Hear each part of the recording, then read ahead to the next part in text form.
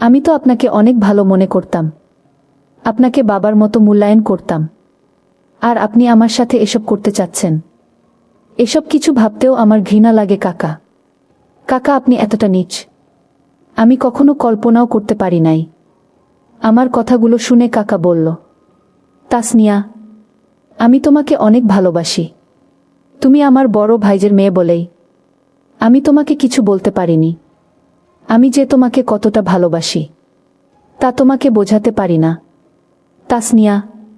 সত্যিকার অর্থে আমি তোমার জন্য পাগল। তোমার এই রূপ, তোমার এই সৌন্দর্য, তোমার এই চেহারা আমাকে পাগল করে তুলেছে। প্লিজ তাসনিয়া, আমি যা করছি আমাকে তা তুমি করতে দাও। আমাকে বাধা দিও না। আজকে যদি আমার কাজে তুমি বাধা দেও তাহলে আজকে আমি মরে যাব। প্লিজ তাসনিয়া, দয়া করে আজকে তুমি আমাকে বাধা দিও না। আমি বললাম, কাকা, আপনার যা মন চায় আপনি তা করেন। যা হয়েছে, যতটুকু হয়েছে তাই যথেষ্ট। আর না, আপনি যদি আর একটু সামনে আগানোর চেষ্টা করেন তাহলে এর পরিণাম খুব খারাপ হবে। আমি আমার কাকাকে এত কাকতি মিনতি করার পরেও কাকা আমার ইচ্ছার বিরুদ্ধে খালি বাসায় একা পেয়ে আমার সাথে যা করল তা শুনলে বন্ধুরা তোমাদের মাথা গরম হয়ে যাবে। বন্ধুরা, গল্পটি অনেক অনেক ইন্টারেস্টিং। আশা করি তোমরা পুরো গল্পটি শুনে অনেক মজা পাবে। আর বন্ধুরা, তোমাদের নিকট আমার ছোট্ট একটি অনুরোধ, তোমরা দয়া করে আমার চ্যানেলটিকে সাবস্ক্রাইব করে আমাকে সাপোর্ট করবা। হ্যালো বন্ধুরা, আমি তাসনিয়া ফারিন নোভা। বর্তমানে আমার বয়স 25। বর্তমানে আমি একটি বিশ্ববিদ্যালয়ের পড়াশোনা করছি। আজকে আমি তোমাদের মধ্যে যে গল্পটি বলবো তখন আমার বয়স ছিল 14 কিংবা 15 বছর। আমি দেখতে খুবই সুন্দরী ছিলাম। ছোটবেলা থেকেই খুব পাকনা পাকনা কথা বলতাম, তাই আমাদের বাড়ির সবাই আমাকে নিয়ে হাসাহাসি করত। বয়সের তুলনায় আমি একটু বেশিই বাড়ন্ত ছিলাম। খুব কম বয়সেই আমার সব ফুটে উঠেছিল। যাই হোক বন্ধুরা, আমি নিম্নবিত্ত পরিবারের একজন মেয়ে ছিলাম। আমার বাবা একজন কৃষক ছিলেন, আমার মা একজন গৃহিণী ছিলেন। আমার 3 কাকা ছিলেন। 3 কাকার মধ্যে সবাই আমাকে মোটামুটি ভালোবাসতেন, কিন্তু তার মধ্যে ছোট কাকা আমাকে সবচেয়ে বেশি ভালোবাসতেন। আমার ছোট কাকা তখনও বিয়েশাদী করে নাই। তখন আমার ছোট কাকা পড়ালেখা অবস্থায় ছিল। আমার ছোট কাকা আমাকে অনেক বেশি আদর করত। আমি বুঝতে পারতাম, কিন্তু আদর করার চলে আমার ছোট কাকা ছোটবেলা থেকেই মাঝে মধ্যে আমার সাথে অদ্ভুতভাবে আচরণ করত। আমার বয়স তখন কম ছিল, তখন আমি খুব একটা বেশি বুঝতে পারি নাই।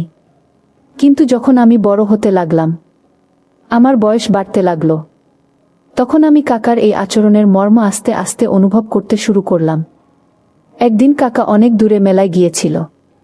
মেলা থেকে আসার সময় আমার জন্য অনেকগুলো খেলনা নিয়ে এসেছিল, কারণ কাকা জানত আমি মেলার খেলনাকে অনেক বেশি ভালোবাসি।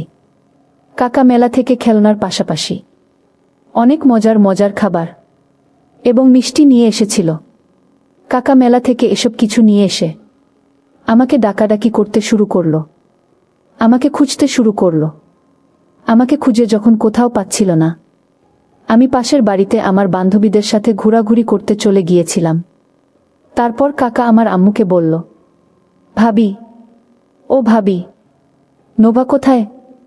নোভা মাম্মির জন্য আমি অনেকগুলো খেলনা এবং খাবার নিয়ে এসেছি মেলা থেকে। তাড়াতাড়ি তাকে দেখে আমার কাছে পাঠাও।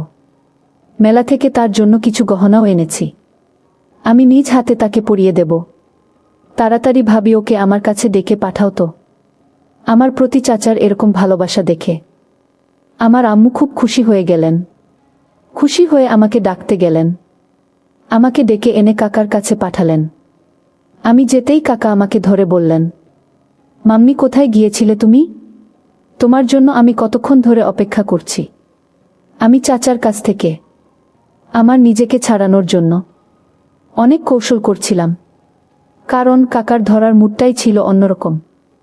কিছুক্ষণ পর আমি কাকার কাছ থেকে নিজেকে ছাড়িয়ে নিলাম। তারপর কাকা আমাকে গহনা, খেলনা এবং খাবারের পুটলিগুলো দেখিয়ে বলল, মা নোভা, এসব তোমার জন্য। আমি এই সমস্ত কিছু দেখে কাকার কিছুক্ষণ পূর্বের আচরণ আমি তাৎক্ষণিক ভুলে গেলাম। কাকা আমাকে একটি একটি করে সবকিছু দেখাতে শুরু করল, গহনা, খাবার এবং খেলনা। আমি দেখে খুব খুশি হয়ে কাকাকে বললাম, কাকা, তুমি আমাকে অনেক ভালোবাসো, তাই না? যে কারণে তুমি এগুলো এনেছ। আমিও কাকা তোমাকে অনেক বেশি ভালোবাসি। কাকা আমার মুখ থেকে ভালোবাসার কথা শুনে একটা মুচকি হাসি দিয়ে বলল, সত্যি মামুনি, তুমি আমাকে অনেক ভালোবাসো। ঠিক আছে মামুনি, তুমি যদি আমাকে ভালোবাসো তাহলে তোমাকে একটা পরীক্ষা দিতে হবে। দেখি তুমি আমাকে কতটুকু ভালোবাসো। আর এই পরীক্ষাটাতে যদি তুমি পাশ করতে পারো তাহলেই তোমাকে আমি এই সমস্ত কিছু দিয়ে দেব। আমি বললাম, কাকা, আমি তোমাকে ভালোবাসি। তুমি আমার বাবার আপন ভাই।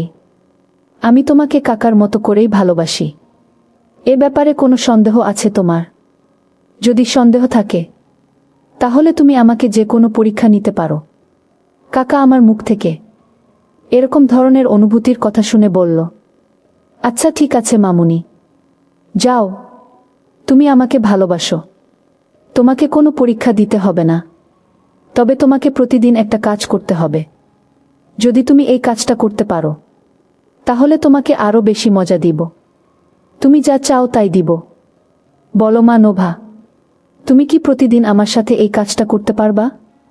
কাকা যখন আমাকে এই প্রস্তাবটা দেয় তখন আমি ক্লাস 8-এ পড়ি। আমার বয়স তখন 14 কি 15 হবে।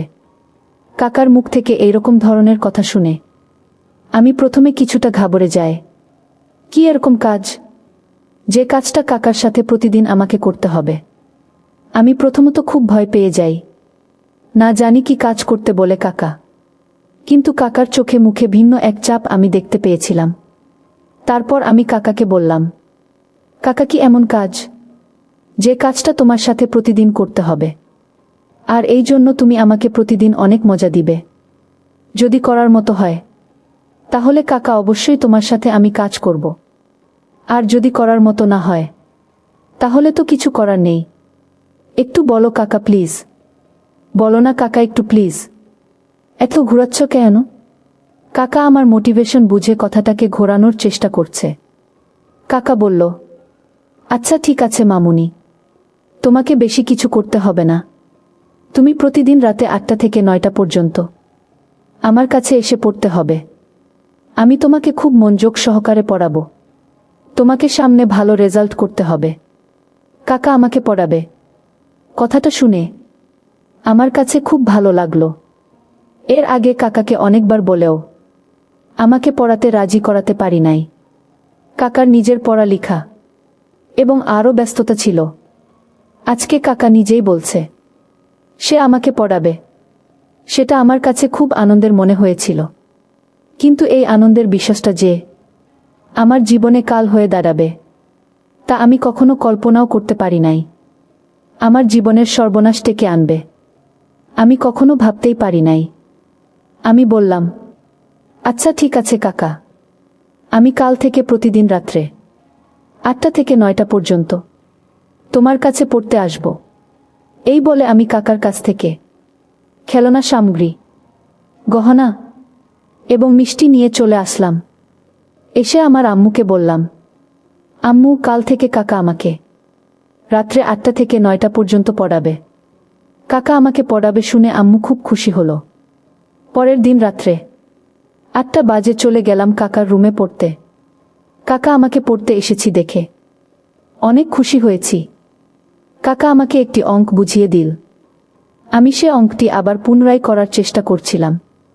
আমার মনোযোগ ছিল অঙ্কের প্রতি, পক্ষান্তরে কাকার মনোযোগ ছিল আমার প্রতি। হঠাৎ করে আমি আর চোখে চেয়ে দেখলাম কাকা আমার দিকে খারাপ নজরে চেয়ে রয়েছে, খুব বাজে দৃষ্টি দিচ্ছে। আমি কাকার দিকে চাইতেই কাকা আমার এখান থেকে চোখ ফিরিয়ে নিত আর বলতো, তাড়াতাড়ি অঙ্ক কর, একটু পর তোকে ইংরেজি পড়াবো। এইভাবে কাকার এখানে আমি প্রতিদিন রাত্রে পড়তে যেতাম।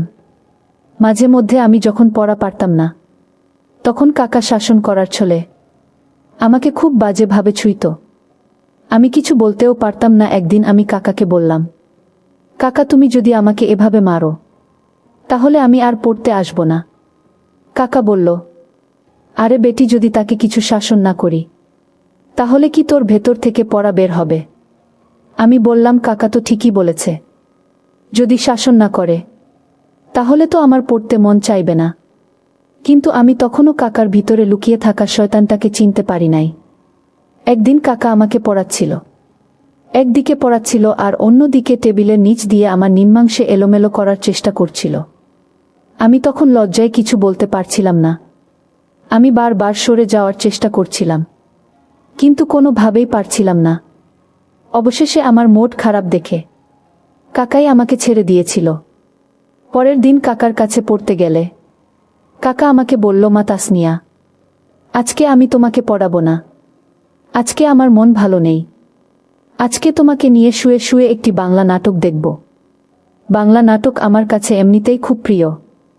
আমি খুব ভালো বাংলা নাটক দেখি, বিশেষ করে নিলয় আলমগীর এবং যে এই ছিমি নাটকগুলি আমি দেখি। এই দুটি জুটি আমার কাছে খুবই প্রিয়। আমি কাকাকে বললাম, কাকা আমি জান্নাতুল সুমাইজা হিমি এবং নীলা আলমগীরের নাটক দেখব। কাকা বলল, আচ্ছা ঠিক আছে, তাহলে আমি আমার মোবাইলে হিমি এবং নিলয় আলমগীরের নাটক বের করছি। এই বলে কাকা হেডফোন লাগিয়ে আমার কানে একটি আর কাকার কানে একটি দিয়ে হিমি এবং নীলা আলমগীরের নাটক ছাড়ল। আমি তো মনের সুখে নাটক দেখতে শুরু করলাম, কিন্তু এর ভিতরেই যে কাকার মূল শয়তানি রহস্য লুকিয়েছিল তা আমি কখনো বুঝে উঠতে পারিনি। হিমি এবং নীলা আলমগীরের নাটকের শেষে আরও একটি অদ্ভুত ধরনের ভিডিও কাকার মোবাইলে অটোমেটিকে চলতে শুরু করল। ভিডিওটি দেখে দেখে আমি বারবার কেঁপে উঠতে লাগলাম। জীবনের প্রথম এইরকম দৃশ্য দেখে আর চোখ ফেরাতে পারলাম না। দুটি যুগলের এক অপরূপ দৃশ্য দেখার পর আমার কাছে নতুন কোনো কৌতূহল মনে হয়েছিল। বন্ধুরা জানেনই তো, তখন আমার বয়স ছিল মাত্র 14 কি 15 বছর। তখন আমার চোখে মুখে সর্বদাই ছিল যৌবনের ছাপ। তারুণ্যের সমস্ত কিছুই আমার মধ্যে বিরাজমান। বন্ধুরা, ভিডিওটি দেখে আমার গায়ে যেন প্রবাহমান রক্তের স্রোত বয়ে যাচ্ছিল। ভিডিওটি দেখি আমি আর নিজেকে কন্ট্রোল করতে পারলাম না। অটোমেটিক্যালি নিম্নাংশের অবস্থা খারাপ হতে শুরু হলো। আস্তে আস্তে ওই ভিডিওর প্রতি আরও বেশি আসক্ত হয়ে যাচ্ছিলাম। আমিও তখন কাকার সাথে খুব মনোযোগ সহকারে ভিডিওটি দেখতে শুরু করলাম।